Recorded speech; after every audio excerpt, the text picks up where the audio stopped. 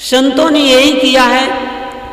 सदगुरु कबीर देव या जो भी अनादिकाल से महापुरुष इस धराधाम पर आए हैं, वो सब क्या करते हैं?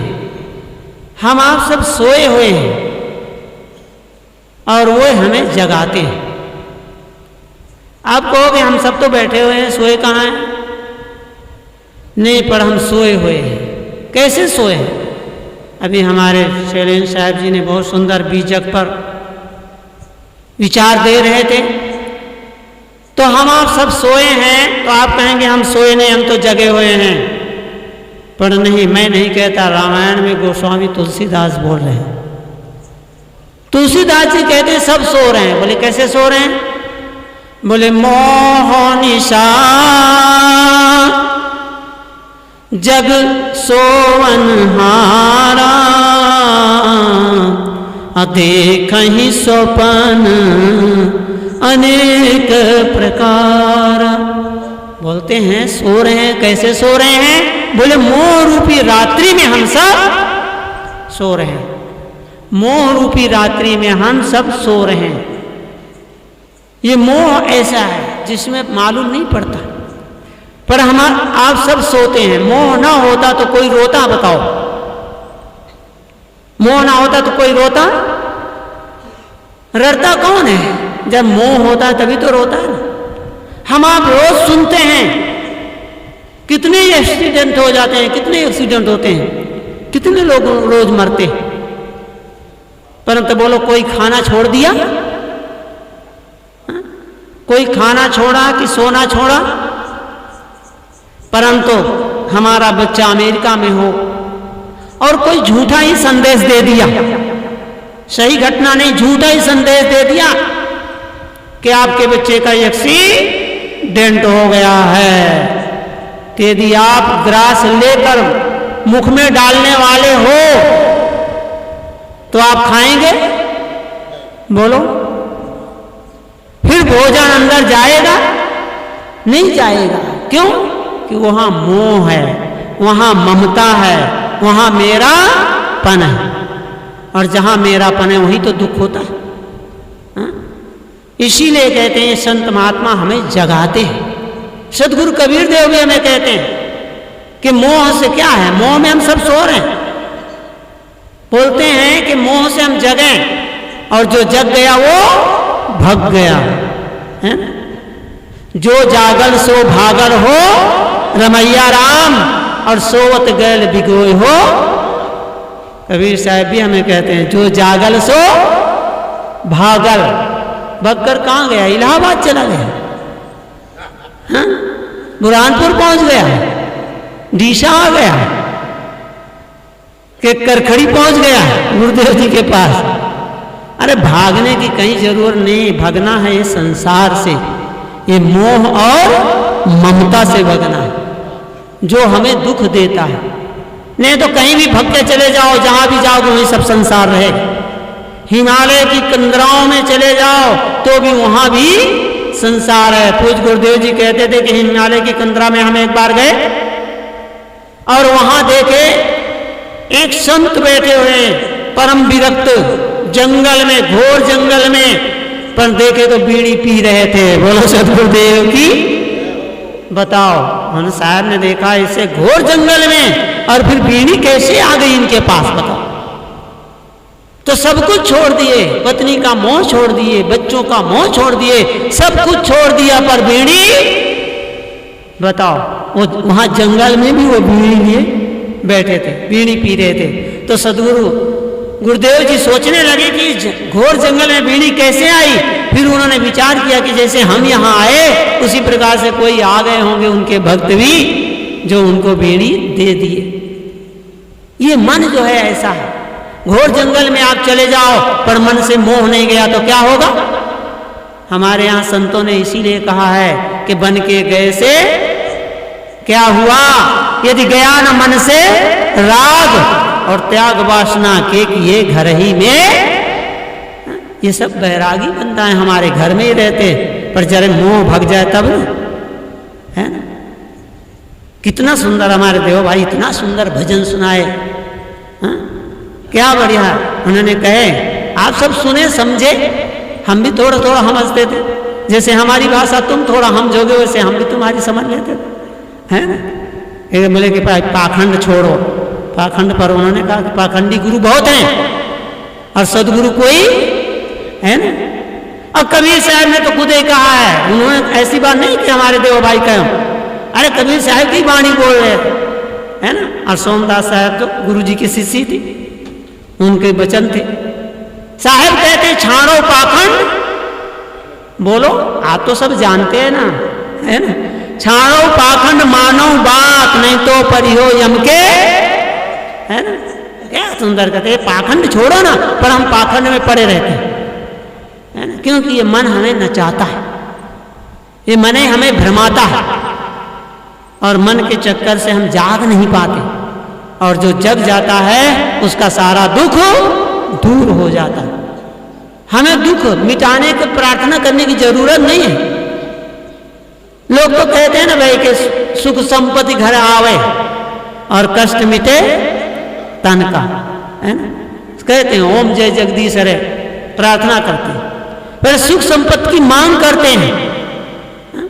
पर सदगुरु कबीर देव क्या कहते हैं, जो तू चाहे, है ना। और बोले छोड़ सकल की आस और मुझ ही ऐसा हुए रहो, तो सब सुख तेरे, वो मेरे पास नहीं है कि मैं दे दूं तुमको सुख। अरे वो सब सुख तुम, सुख का खजाना है। आत्मा क्या है, सुख का खजाना है कि नहीं। वो सुख का खजाना तो आप हो, पर हम अपने खजाना को जानते नहीं हैं। जब कोई ऐसे संत मिलते हैं, गुरु मिलते हैं, सदगुरु मिलते हैं, वो हमें लखा देते हैं, बता देते हैं, परखा देते हैं, और जब परख में आ जाता है तो सारा भ्रम मिट जाता है। नहीं तो कैसे भ्रम है, कैसी कल्पना है, हम ऐसे भ्रम में पड़े रहते हैं। देखो ना, कोई छींक दिया तो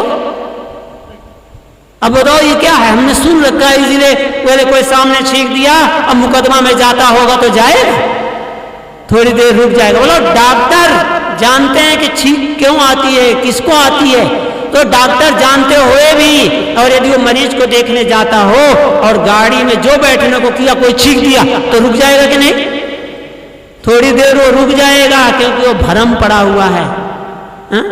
और डॉक्टर खुद ही जानता है कि छींक किसको आती है, परंतु छींक के भ्रम में पड़ करके थोड़ी देर घूमेगा, टहलेगा कि ये घड़ी टल जाए, और वो जानता है कि छींक उसको आती है जिसका स्वास्थ्य बढ़िया होता है, जिसका फेफड़ा अच्छा होता है, उसी को छींक आती है। और जिंदा की छींक तभी अशुभ होती, हाँ मुर्दा छींक दे तो जरूर अशुभ है, हा? बोलो मुर्दा छींक दे तो अशुभ है। तो हम आप सब जानते हैं मुर्दा कभी छींकता और जिंदा की छींक कभी अशुभ होती नहीं, पर हमारे भ्रम बैठा हुआ, ये भ्रम है, ऐसे ऐसे भ्रम है। माताएं देखो ना, छोटा बच्चा होता है, नन्ना सा मुन्ना सा बच्चा, और उसको तेल उपटन लगा देती हैं, और उपटन लगाने के बाद गाल में क्या लगा देती है ना, काला काला टीका लगाते हैं। माताओं से पूछो क्यों लगा दिया, वो भ्रम है कि किसी की नजर, बताओ नजर लगेगी तो बच्चा मर जाएगा, हा? अरे बच्चा मर जाएगा, कभी नहीं बच्चा मरने वाला। कबीर साहब की साखी आप सबको याद है, जानते हो कि जाको राखे मार सके ना कोई, और बाल न बांका कर सके चाहे जो जग बैरी, चाहे सारा संसार दुश्मन हो जाए, आप निर्भय रहो ना।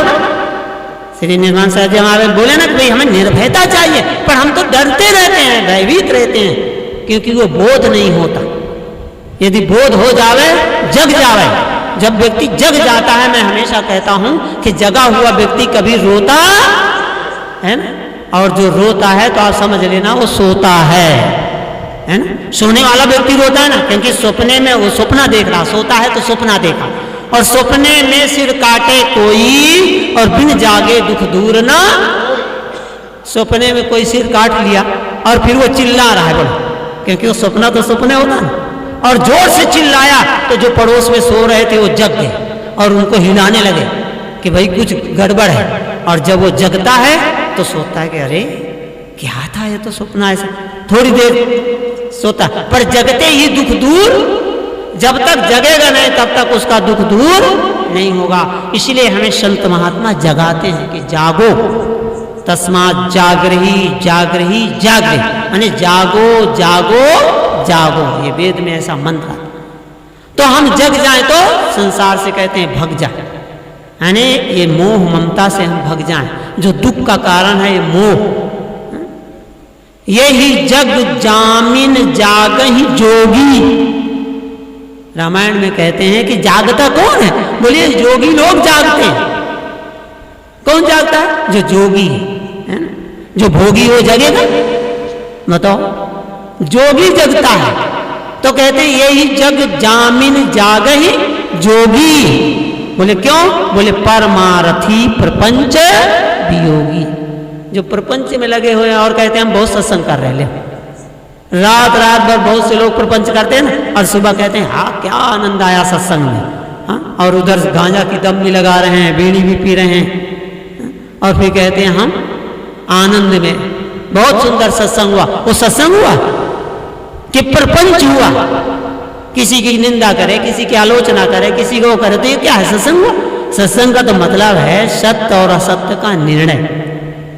इसीलिए तो हम कहते हैं सत्संग ये नहीं होता कि भाई कबीर पंथी हो सकता है, भाई रामचंद्र भाई यहाँ सत्संग हो सबको बुलाए, तो लोग कोई पूछे पहले कहा भाई किसका सत्संग? बोलो तो कबीर पंथियों का है। ले, सत्संग कहीं कबीर पंथ का होता है, सत्संग कहीं राधा स्वामी का होता है, सत्संग कहीं स्वामी नारायण का होता है। अरे सत्संग तो सत्संग होता है और वो सबका होता है। जहां सत्य और असत्य का निर्णय हो वो होता है सत्संग। इसीलिए कहते हैं कि बिन सत्संग विवेक न होई,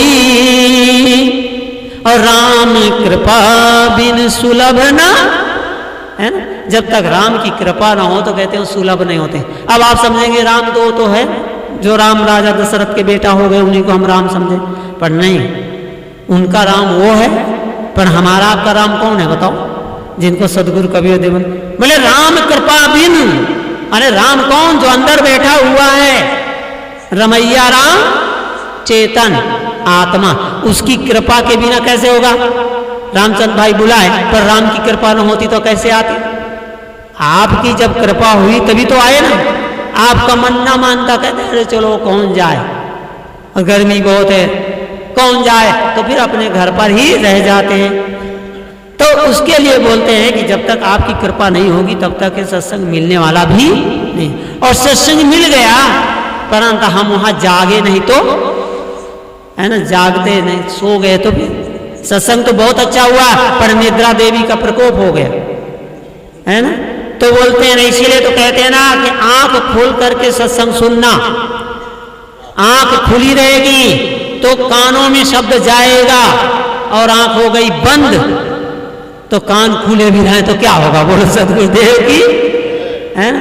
कान खुले रहे तो फिर क्या होगा? इसीलिए कबीर साहब को कहना पड़ा कि ना हरि भजस न आदत छूटी, शब्द ही समुझ सुधारत नाही, आंधर भैहियो की। मैं नहीं कहता हूं भाई, कबीर साहब कहते हैं। कबीर साहब पर दावा करना तो कियो, वो कहते कि आंधर है, तुमको दिखता भी नहीं है। हम देखते हैं, सब कुछ देखते हैं, पर जानते हैं फिर भी मानते है ना, नहीं जानते हैं कि भाई ये कागज की मूर्ति है, ये मिट्टी की मूर्ति है, धातु की मूर्ति है, सब कुछ है, पर हम उस पर जाकर प्रार्थना करते, तुमेव माता च पिता तुमेव।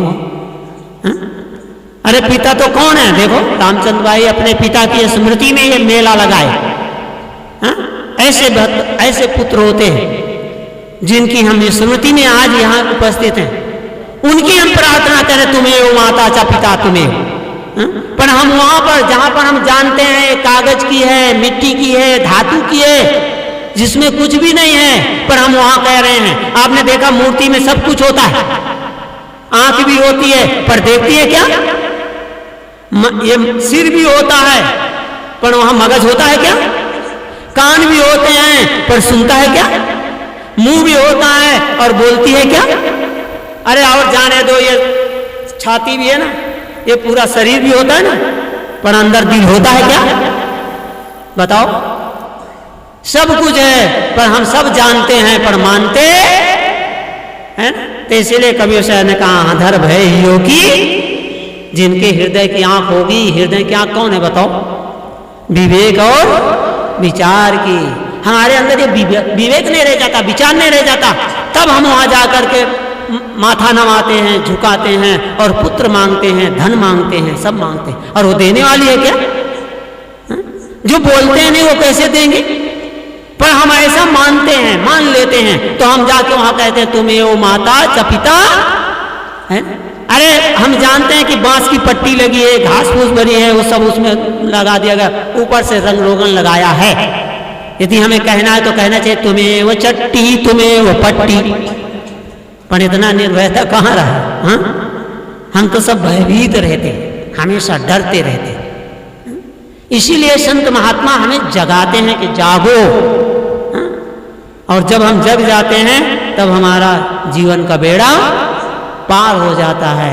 ये तो घड़ी है ना, बहुत तेजी से बग रही है ना।